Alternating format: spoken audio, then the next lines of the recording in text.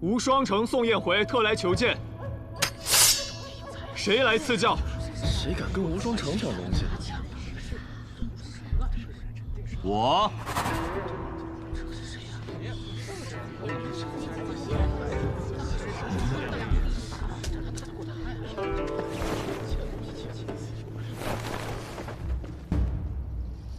你是叶鼎之。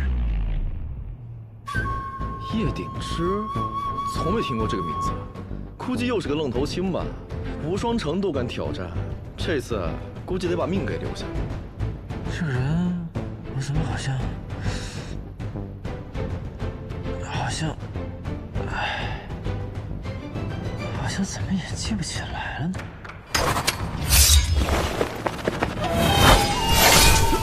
好快的剑法！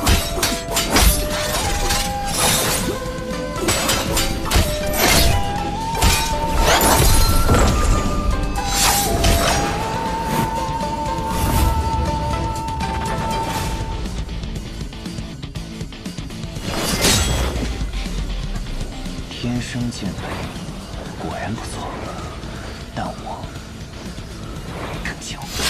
这个，他们厉害吗？目前展露出来的都是金刚凡境修为，不同的是，无双城这一位已经黔驴技穷，而这位叶鼎之可未尽全力啊！小小年纪能有此修为，不易呀。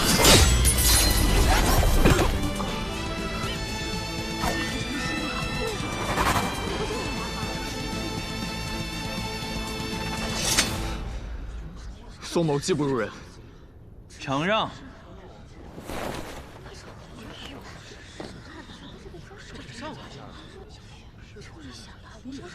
且慢！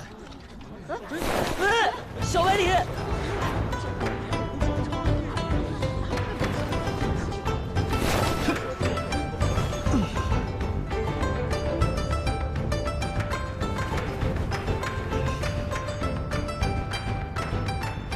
我也要取剑。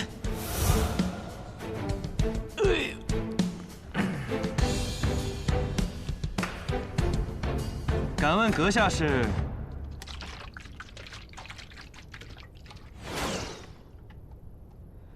百里东君。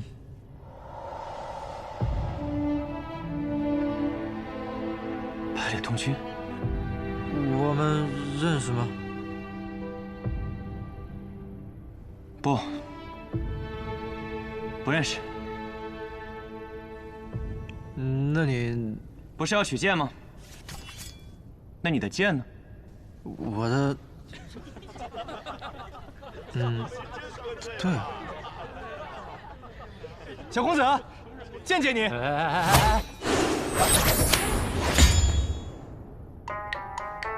丢人呐！家门不幸。这不就有剑了吗？怎么和以前一样傻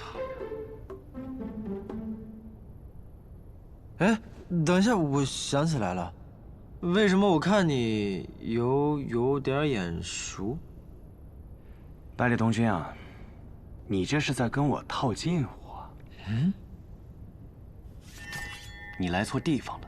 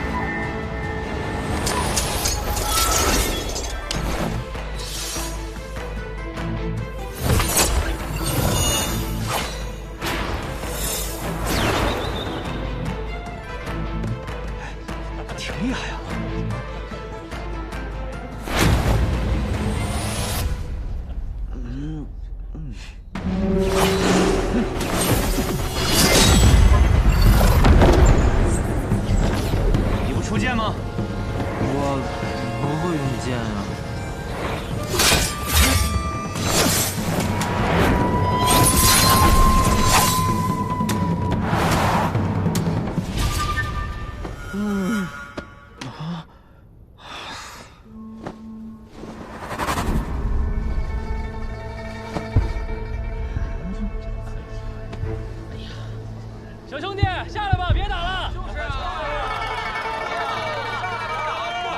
别受伤了，别打了。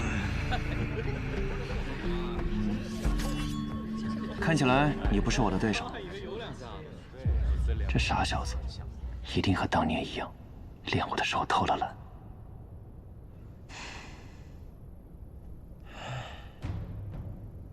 剑，我会剑术吗？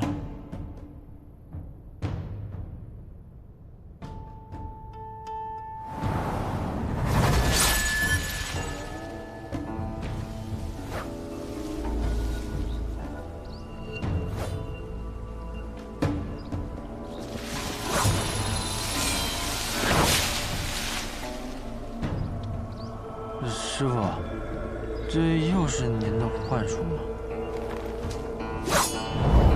不，这一次是剑术。看好了，我只舞一次。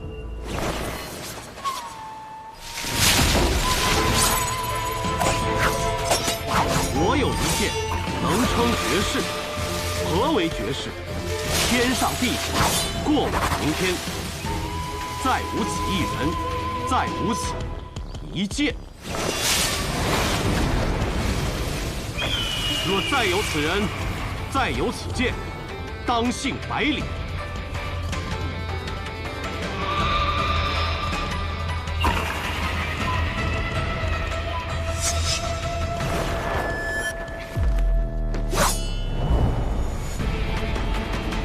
我想起来了，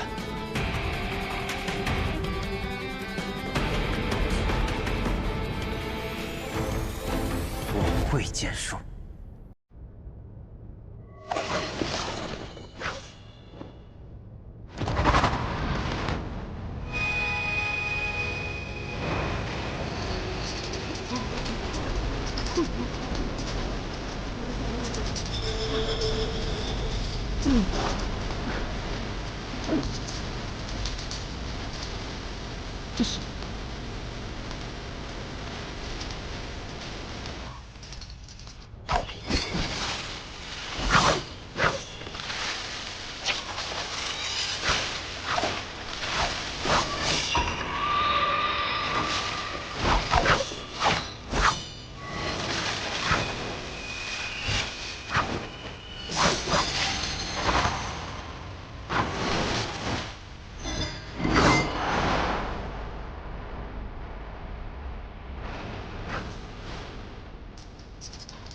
西楚剑阁，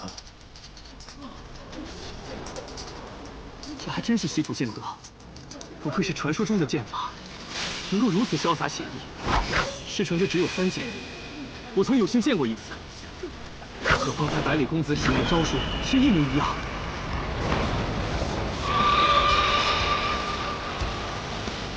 可是他用的是完整的剑招。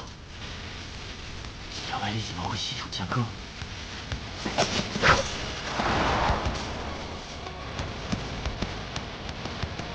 我想起来了。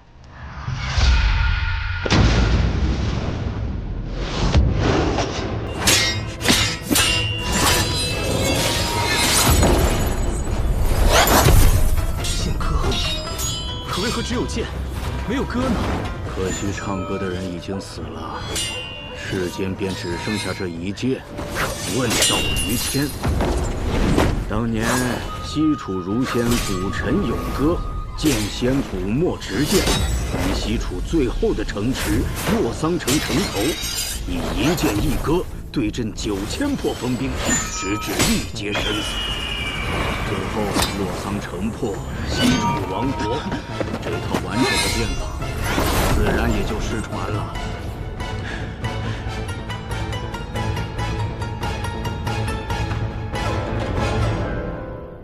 我外甥，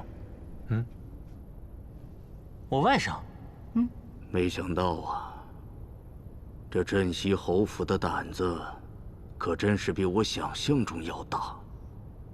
本以为今日来，只是为了取剑扬名，却没想到见到了你，还见到了如此有趣的剑法。酒，我的酒呢？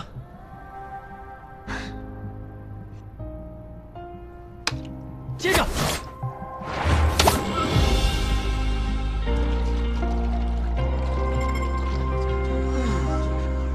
定是好酒，如此畅快。兄弟，借酒一用。干！干！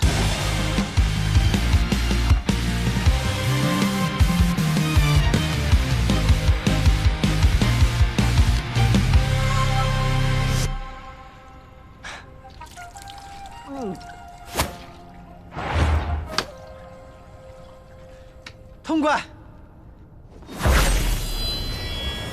成剑九九天，竟然还真有歌呀！茫茫去不还，自歌云霄里，奏吟3万堪。仙人在我心中，今日只吟至此处。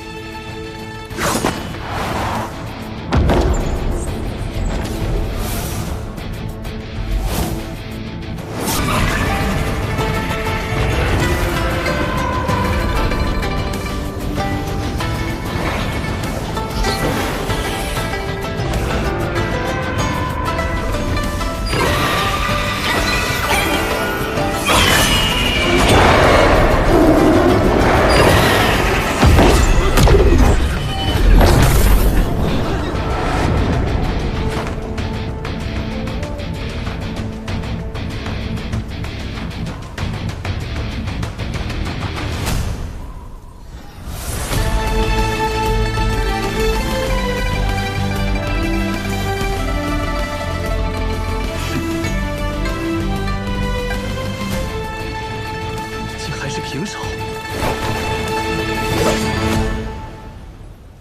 再来，不打了。无论多强的实力，在失传的剑舞面前都不值一提。能见到完整的西楚剑歌，乃是我辈剑客最大的幸运，可比获得一柄好剑要珍贵的多。不染尘，该是你的。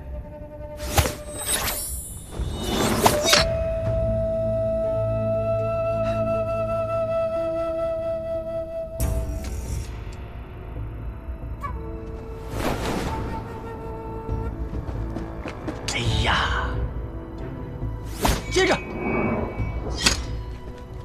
舅舅，啊，走啊！走了，这剑都已经丢了，还留在这里干什么？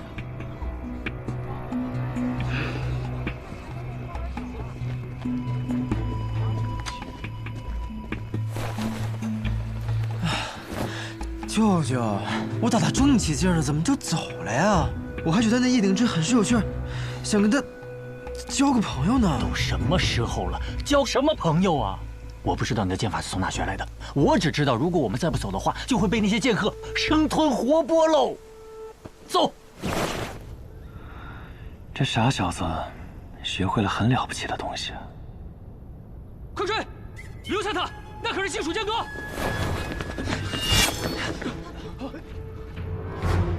你干嘛？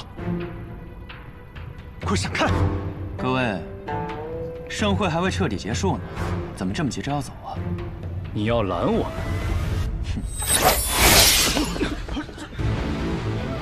你再往前一步，我还能杀了你呢。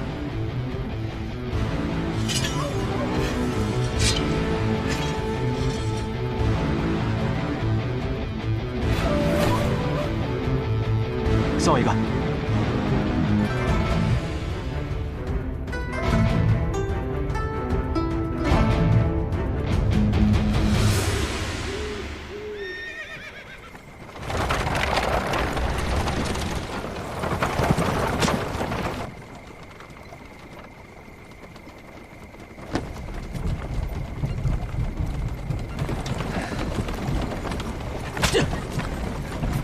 臭小子！ 趁着去玄登城还有一段距离，赶紧把剑法的事给我交代了。可我总觉得我们这么一走，好像错过了些什么。别扯开话题，我们能错过什么？错过了一场重逢。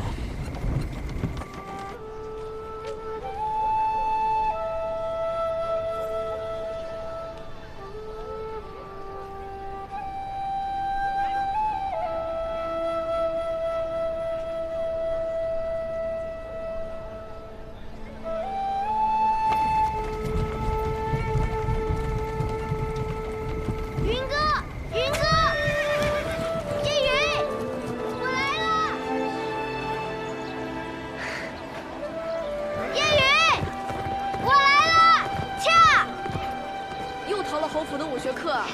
我急呀！今天要讲《白羽剑仙传》，正式讲到白羽剑仙纵剑西出，千里救毒的章节，听说可精彩了。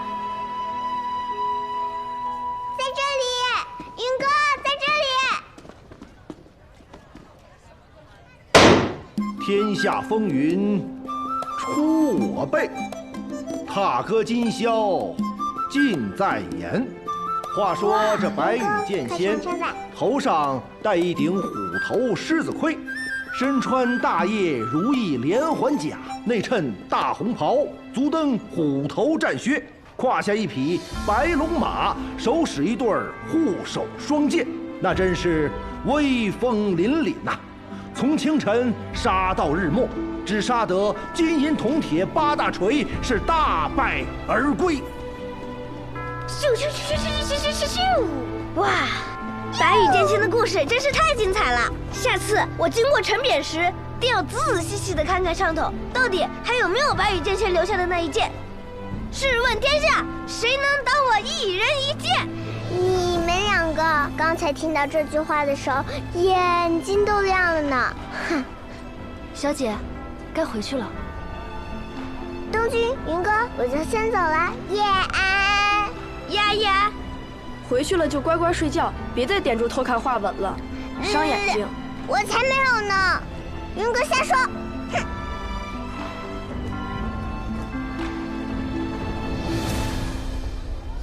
下一章应该要讲到白羽剑仙与九仙相识相交，一同游历江湖的故事了，一定更精彩。唉，我也想像白羽剑仙一样，一剑入仙，想干什么就干什么。我也是。哎，我听爷爷说，云哥，你天资聪颖，功课又好，以后定能继承父业，当大将军的。当将军有什么意思？我长大了。要去闯一闯那书中的江湖，做一个行侠仗义、无拘无束的剑客。那你也带上我？这怎么行？若是带了你，侯爷岂不是要提刀来找我？不行不行，你爷爷可是所有人知道都要打寒战的杀神。你胡说！我爷爷明明是全天下最温和的人。反正我跟定你了，云哥，你不是我大哥吗？大哥理应带着小弟。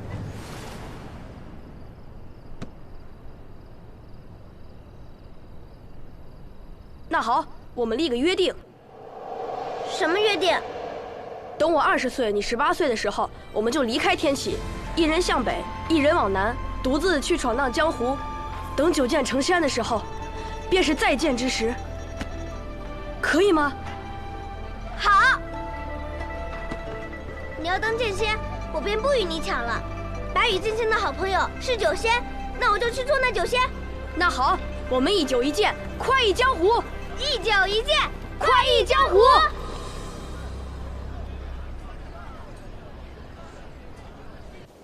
大将军叶羽自恃功高，以权谋私，不敬圣人。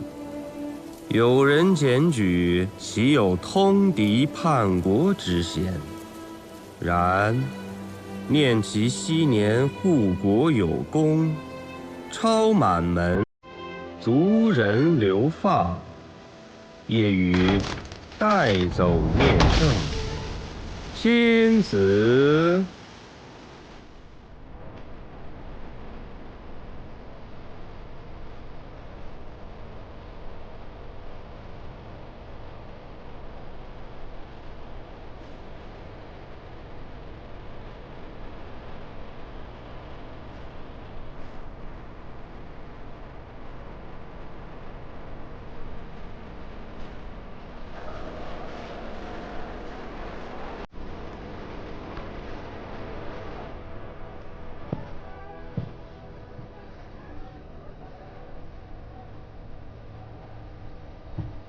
叶兄弟怎么一个人在这里喝酒？夜风习习，明月皎皎。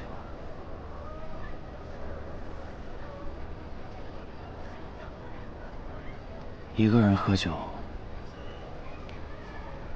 或许更美。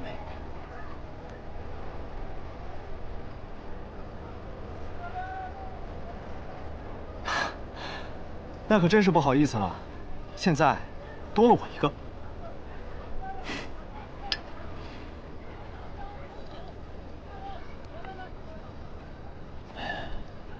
叶兄弟认识那小公子？我注意到，你听到那小公子名字的时候，脸上闪过一瞬惊色。那种惊，不似久闻大名的惊叹，也不像初见英才的惊艳，倒像是久别之后意外重逢的惊愕。王兄不仅剑术高深，观察人也很有一套。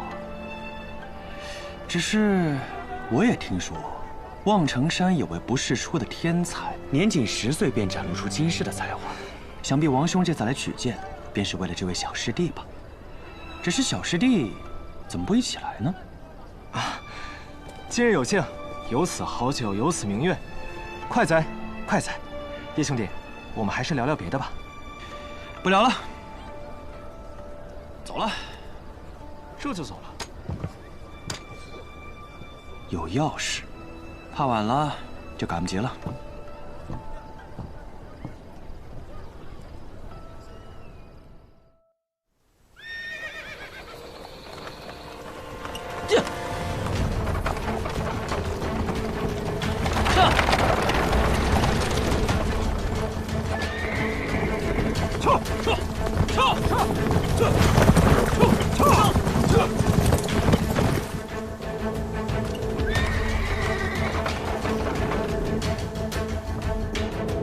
小白梨，醒醒！喂，醒醒！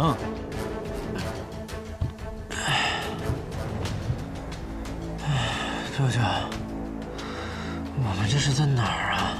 千东城地界啊。喏，接你的人都来了。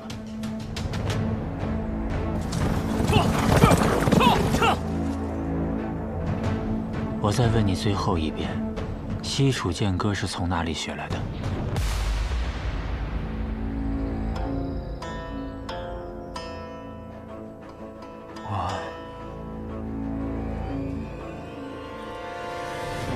温先生，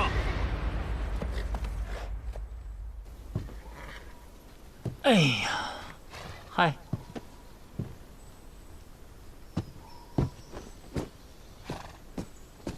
陈副将，你怎么来了？我爷爷让你来接我的吗？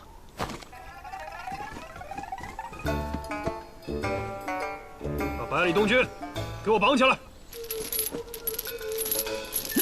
放开我！好你个陈生，几个月不见，胆子竟然这么大了！看我如何禀告我爷爷，你这么对我。押回侯府。是。放开我！走。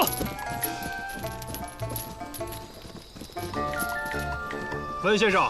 哎，多谢。啊，不客气。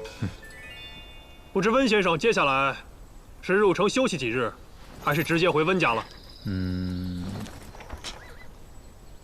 既然来都来了，就去看看我那个妹妹吧，顺便看看小百里下场如何。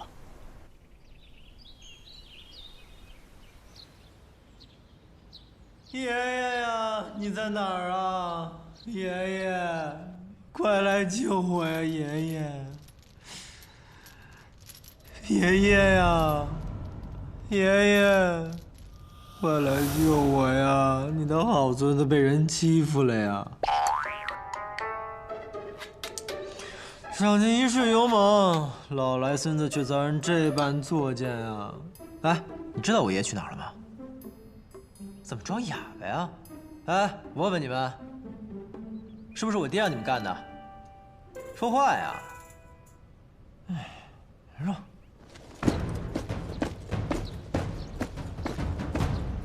爷爷，爷爷呀，快来救我呀！爷爷，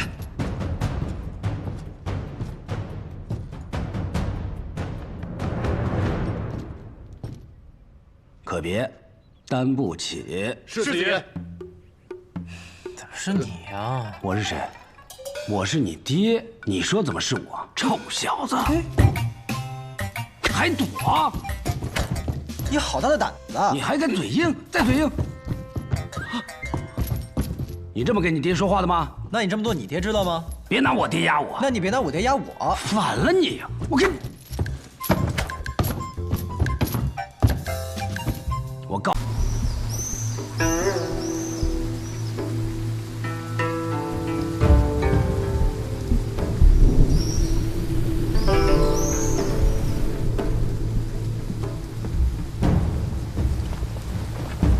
二公子，方才五爷派人来说，为避免燕家不满，让我们把府内的白帆都给换成红绸，实在是欺人太甚。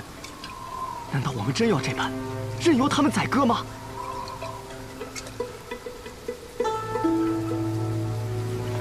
少师兄长请人为我批命，命书上说我一生壮志，空负凌云，死而不得其所。公子，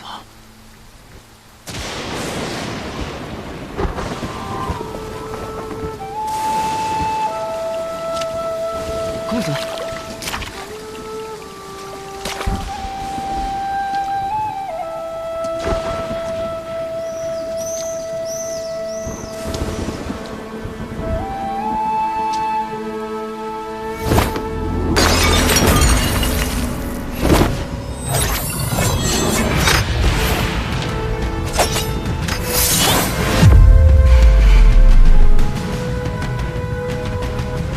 这把剑吗？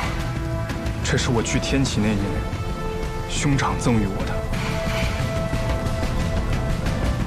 他让我拿着这把剑，闯过学堂大考，不负凌云。从此以后，这便是我唯一的剑。你问我是否就这样任人宰割？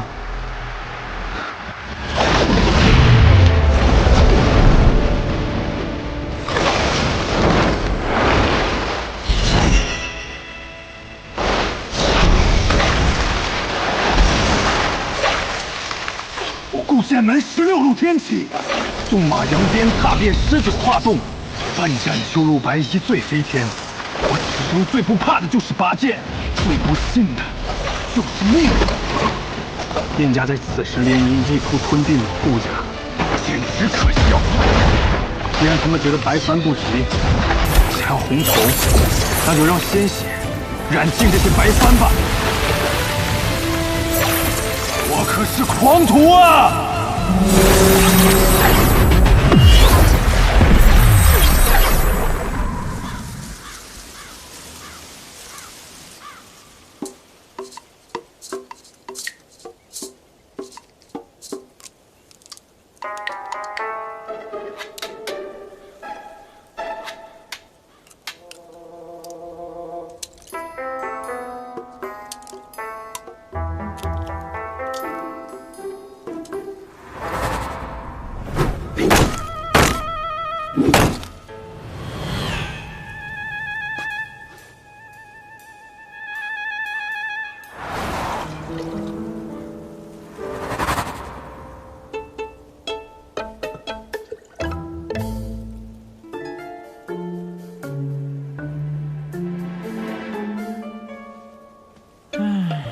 怎么会这样啊？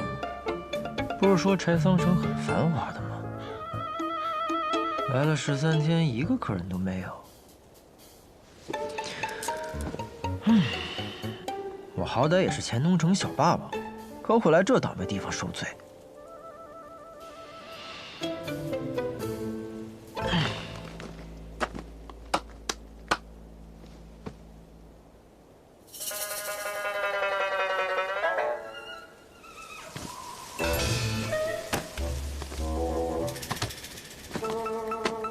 大哥，进来喝一杯。不收你钱，就当交个朋友。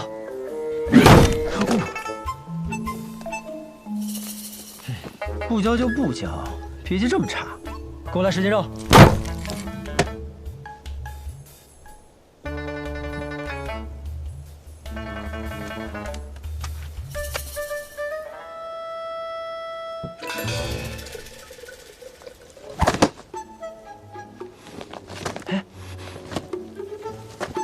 起开！别挡着我看我家小西施。你有没有听过一句话？酒壮怂人胆。你看再酒也只是看，要是喝了我的酒，你就敢过去了。滚！得嘞。这要是在钱东城，我一把火烧了你的油铺。少年郎，怎么不来和我搭话呀？不必了，不必了。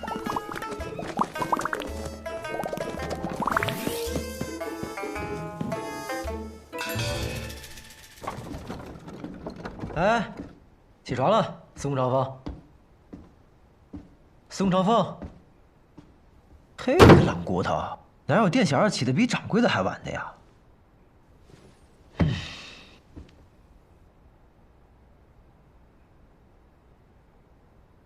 你说也是奇怪啊，这柴桑城不是西南道的第1大城吗？怎么自从我来了以后，这街上连个人影都没有？而且我遇到的人吧，也都奇奇怪怪的，你不觉得吗？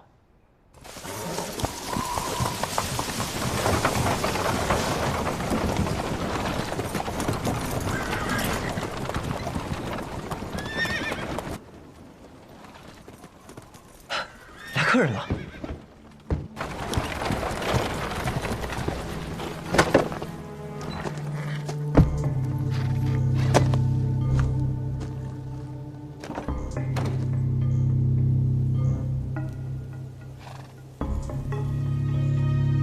东归，不错，东归。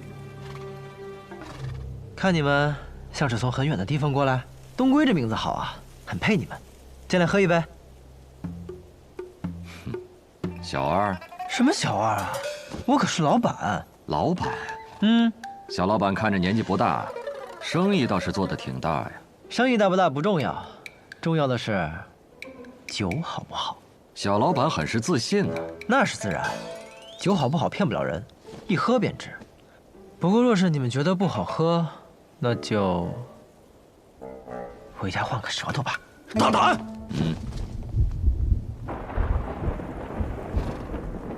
看这天似乎又要下雨了，既然已经来到了这儿，不如进去喝一杯，歇歇脚。走。哎，我的酒可不是随便歇歇脚就能喝的酒。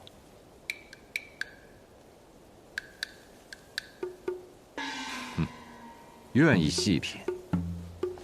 来，客官便请。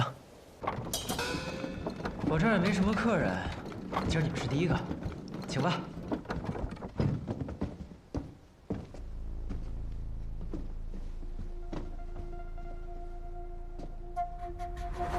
不是已经有一人了吗？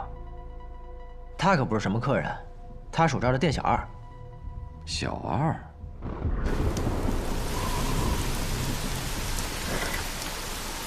桑洛、新风、茱萸、松劳、长安、屠苏、元正、桂花、杜康、须臾、生文、般若，一共12盏，一盏20两。你知道整个西南道最好的酒馆蓝玉轩里的月落白卖多少钱吗？一盏18两。我的酒比它好喝一点，所以我卖20两。你都要了，爽快，请吧。小老板，既然没事，一起过来喝一杯酒吧。那我便不推辞了。不知小老板怎么称呼？我姓白，叫白东君。东君科配生烂山。青玉过时拂柳端。好名字。也有人这样叫过我的名字。来，喝酒。长安久未绵长，醉以雨天来饮。各位今日不饮的话，可惜了。要这话。元正澄澈甘香，最是远行归客。各位奔波而来，饮一杯正好。这也不好，那也可惜。敢问小老板能喝什么酒？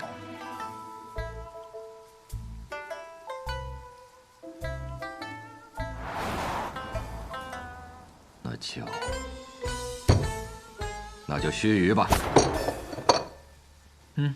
须臾一念，有的时候，命运的改变，往往就在须臾之间。小老板，这杯我便先饮了。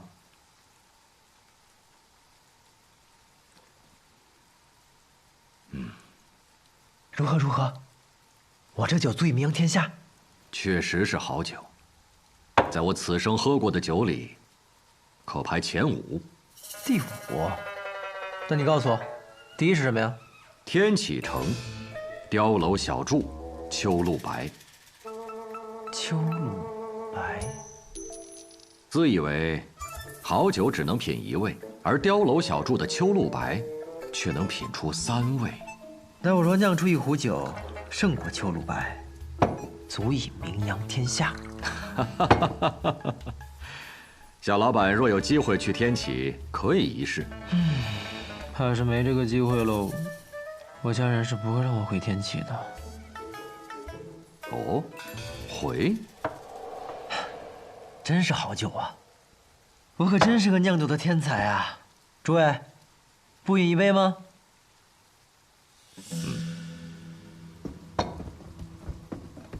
这元正确实清爽回甘，确实不错啊。那边那位店小二，请你喝杯酒吧。来找事的。啊，有酒就行了。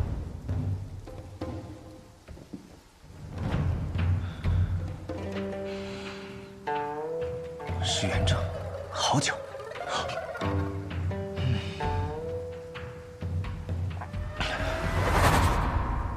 不够。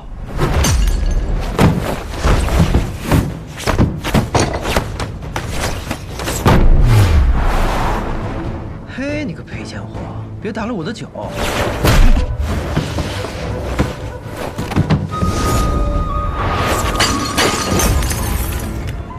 我的酒！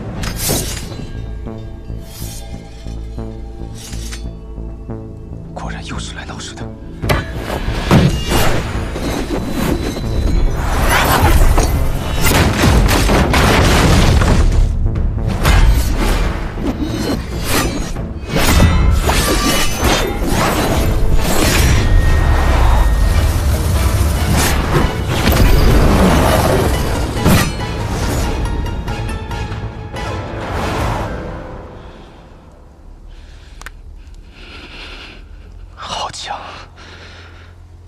追须强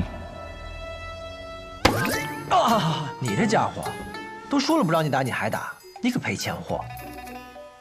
注意客官，我家店小二就是个江湖浪人，不懂礼数，莫怪莫怪。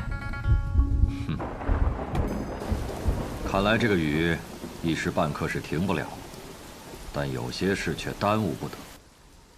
小老板，今天这酒便饮到这儿了，告辞。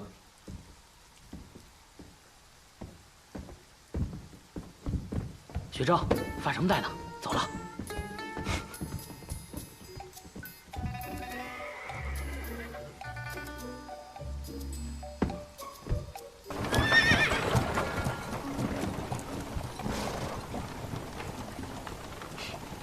这里面啊，还有一个人。我闻出来了。闻？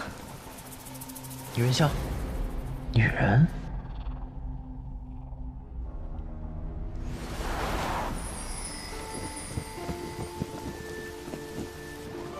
身体可有好受些？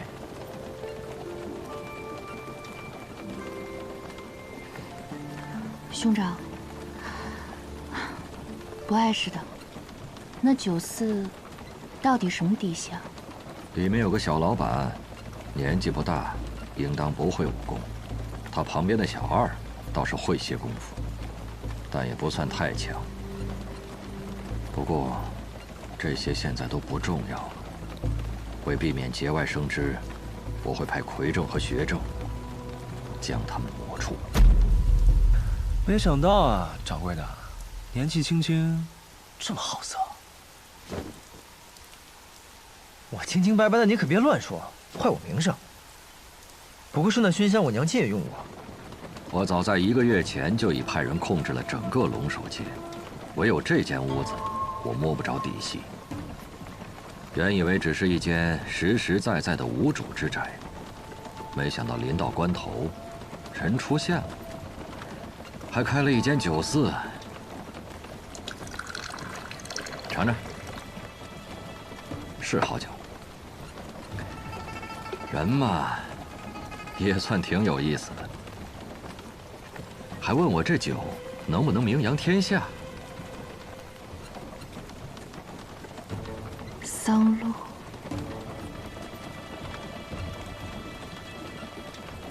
柴桑远路，好名字。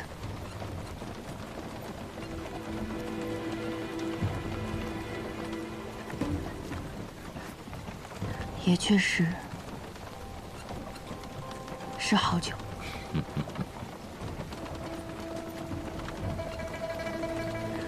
只可惜，这名扬天下，他怕是等不到。西南道近日有一件大事，而且是个大喜事。按照我的计划，以我这一手酿酒术，可以先成为柴桑城的第一酿酒师，顺理成章的受邀为西南道第一大喜事备酒。到时候前来观礼的各路英豪都可以喝到我酿的酒。如此一来，等等，什么大喜事啊？你不知道？当然是西南道侄女儿的顾家和老二燕家联姻的大喜事啊！白同学，别没大没小的，叫掌柜的。其实从一开始，我就觉得这条街道有些古怪。我只不过是贪图你的美酒，便留了下来。可现在有些后悔了，我应该早早就走才是。你什么意思呀？我们意外卷入了顾燕两家的斗争之中。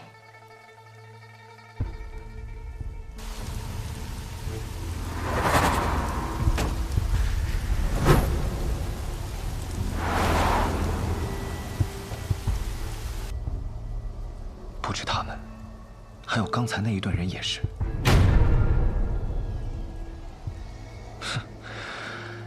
唉，我浪迹江湖这么多年，这点嗅觉还是有的。那你嗅一嗅，他们为的是什么呀？方才你不是说顾家和燕家要联姻吗？可这顾家大公子前些日子忽然暴毙，如果这门喜事是真的，那这喜事太蹊跷了。这人都死了，还结什么亲啊？顾家还有一位公子，你有没有听说过这样一首诗？风华难测清歌雅，琢墨多言凌云狂。柳月绝代莫尘愁，清相有才留无名。这也太不押韵了吧！哎呀，这是白小堂发布的公子榜，只不在押韵，而在贴切。讲的呢，是我北离的8位绝世英才：城府极深的风华公子，风雅精致的清歌公子，一口三舌的琢墨公子，狂傲自肆的凌云公子，容貌绝代的柳月公子，面如黑炭的墨尘公子，才华绝世的清相公子，以及空缺暂留的无名公子。那这和柴桑城还有顾家又有什么关系啊？这凌云公子啊，姓顾，所以说顾家的这场联姻，新郎官就是凌云公子顾剑门。凌云公子，这听着便是奇妙啊！走，走哪儿啊？去顾府，邀顾剑门来喝酒啊！凌云之气一飞冲天，听着便会是个了不得的大人物。等他喝了我的酒，去外面吹一吹，我名扬天下指日可待。好，可别走。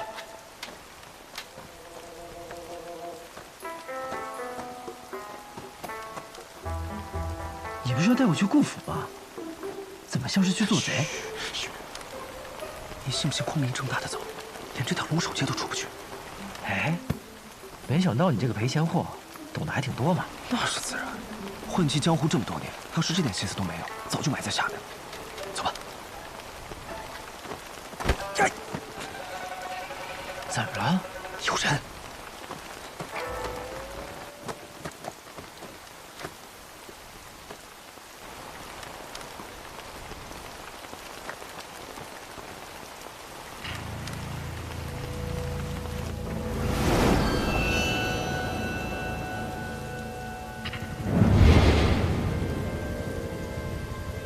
司空长风，快看，这天怎么突然黑了？嘘。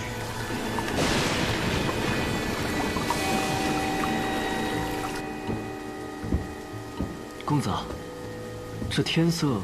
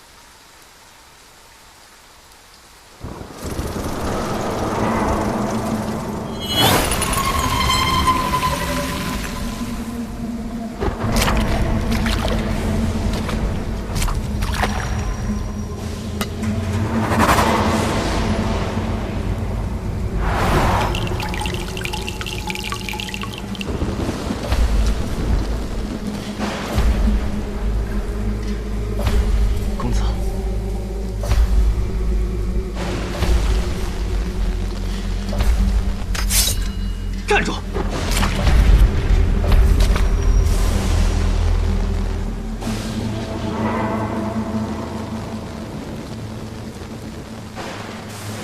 是来自暗河的贵客吧？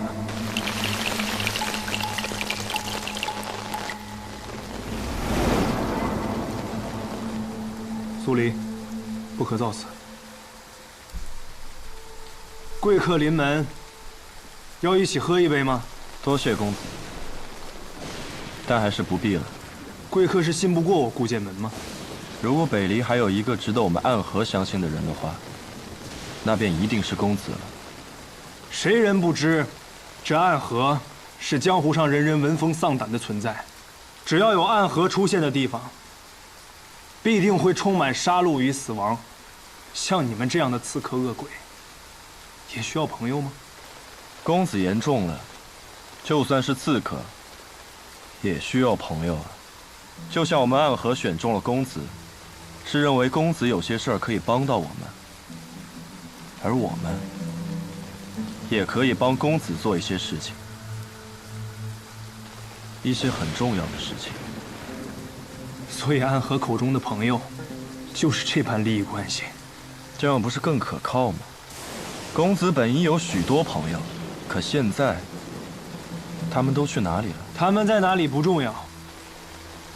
公子的兄长，他本无真凶之心，却依然死在了巴别城，死在了离故乡300里之外。公子，你的敌人容不下你，更容不下你的兄长。敌人的刀已经拿起来了，而我们暗河会派最精锐的杀手来此，帮助凌云公子，让他们燕家有来无回。兄长如我父，此仇我誓死必报，但不需要靠暗河来报。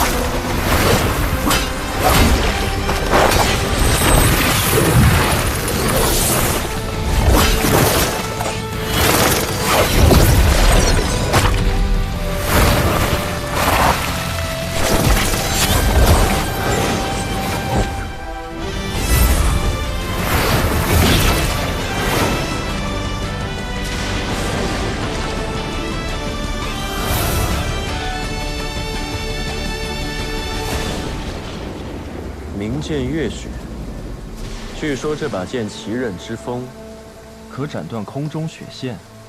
公子是要杀了我呀？暗河想在西南道立足，就不打算拿出点诚意来吗？来，让我看到你的诚意来。好。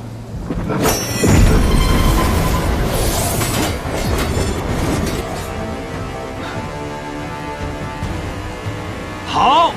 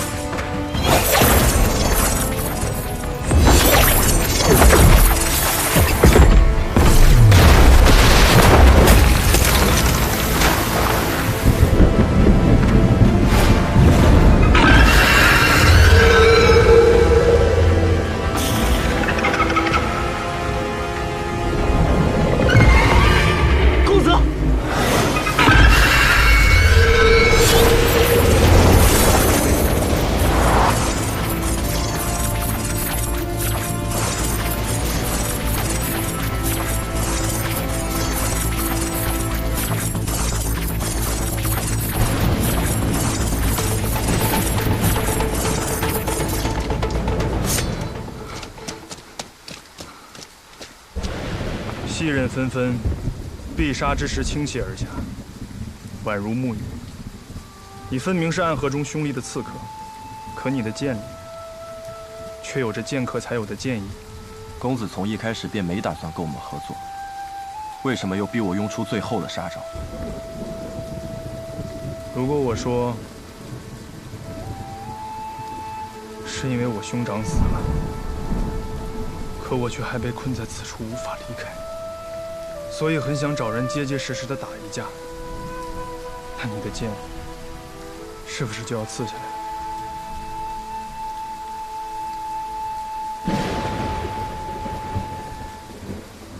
公子若考虑清楚，可去青松客栈寻我，我会在那里等公子7日。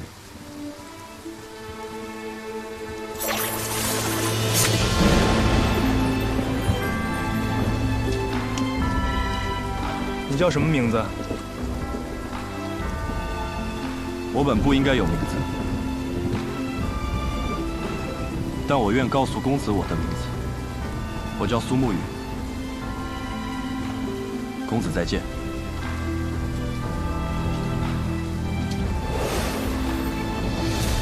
公子，他暗河3家中，穆家极擅长此等诡道秘术。苏沐雨来到这柴桑城，必然不会是一个人。这墙外，必定还会有穆家的人为他护阵。就连这突如其来的黑天，亦是他们的手笔。至于这些秘术，你想不通的，便不用去想了。那他刚才说的是？暗河不请自来，背后图谋令人胆寒。我们的敌人只是人世中的凶徒，可来做交易的却是地狱里的恶鬼啊！那鬼应该走远了吧？奇哉奇哉，这天怎么又亮了？我有种不好的预感，咱们先离开这儿吧。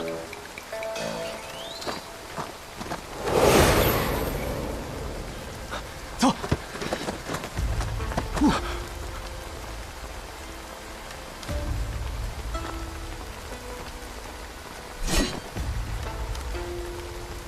你们两个看到了什么？十三鬼，他们可在这里等了许久了呢。我们什么都没看到啊。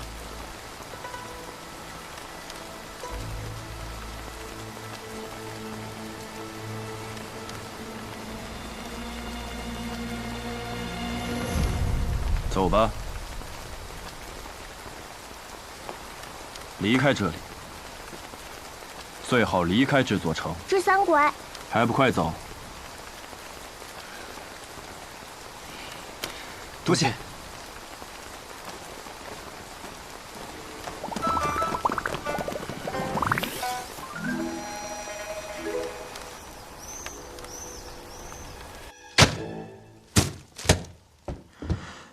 吓死人了，吓死人了！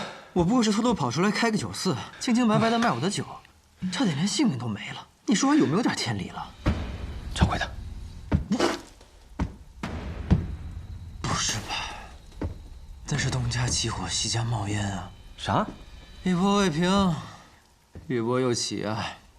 小老板，怎么才回来？这是去哪儿了？我还要跟你买酒呢。哎。实在不巧啊，酒都卖光了，改日吧。改日？改日可就没有机会了。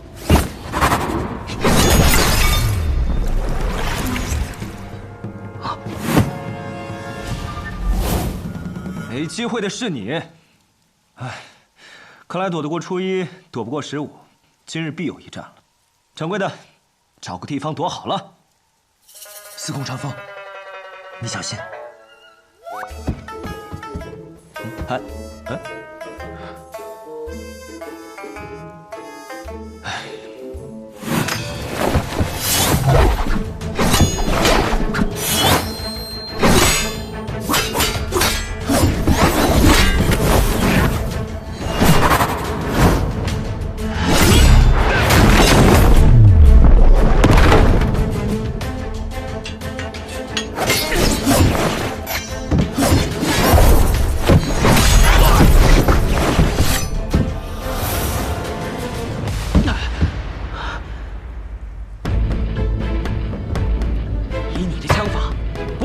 之辈，报上名来！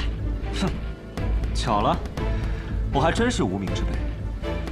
我从小未见过父母，吃百家饭长大，睡破寺庙而活，未曾有过姓氏，更无人给过姓名。不过生来空空，去也空空，也是不错。我给自己取姓司空，也愿化作长风，一去不归。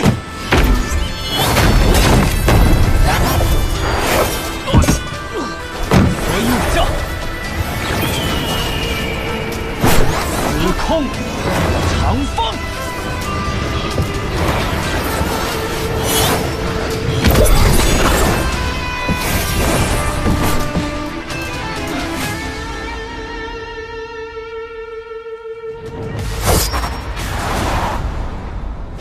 哟，原来这才是正主啊！原来你们是一伙的。我们素昧平生，又毫无过节。我还给你们喝了一盏我的好酒，你们为什么杀我？总不能是嫌我的酒太贵了吧？怪就怪你开店选错了地方吧？儿戏了吧？生命是很珍贵的东西，每个人都只有一次，我们并没有权利随意的去剥夺别人的生命啊！白痴！你说什么？掌柜的，你还没听明白吗？顾府已经被这帮家伙包围了，咱们碍着他们的事儿了。说你白痴没错，你竟然想着和这样子的人讲道理。喂，屠夫，我就问你一个问题。你说，如果我们现在离开，能放过我们吗？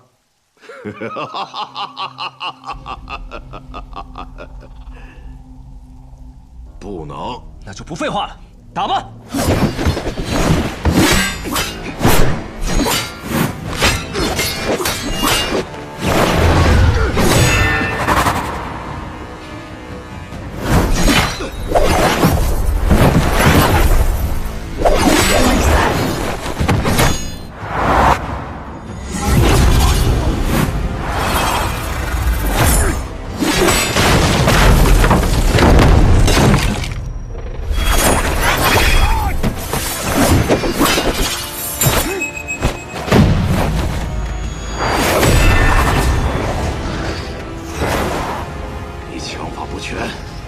学来的。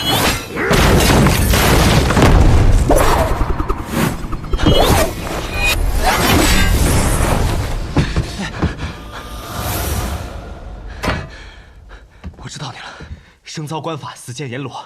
你是金口阎罗严千岁。掌柜的，你先跑。我千里迢迢的跑过来开酒肆，也不是没有准备的。你快跑啊！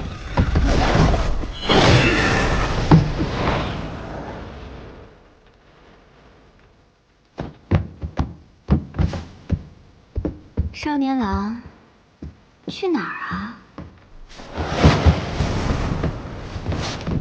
你躲什么呀？是姐姐不够美吗？当然不够。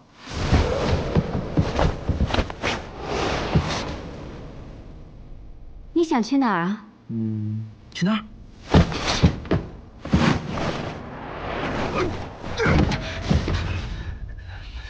你怎么还没跑？ 你瞧我上面，倒是小看小老板了。没想到你武功平平，轻功倒是不错。只是想从我这里过，就这几步，还不够哟。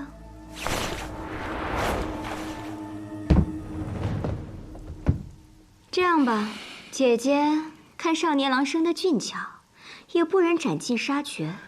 不如把我们放了。说什么玩笑话？不如你们两个活一个，死一个吧。怎么样？商量一下，谁死谁活？白东君，我知道，不过是萍水相逢。你我的交情，在方才那一战中也用完了。 我理解。什么？我话都没说完，你理解什么了？你理解？啊？我还有最后一枪，这一枪之下，前面这个一定会死，但我也不一定能活。你尽力自保。如果我能活下来，我就带你冲出去。你有几成把握？1成。1成的把握，你还有脸说的这么信誓旦旦？不过是将死之人。 拼一拼罢了。司空长风，如过了今天，我俩还有命活，我再告诉你。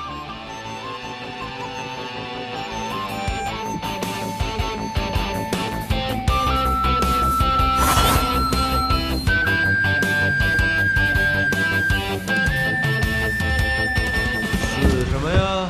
不死。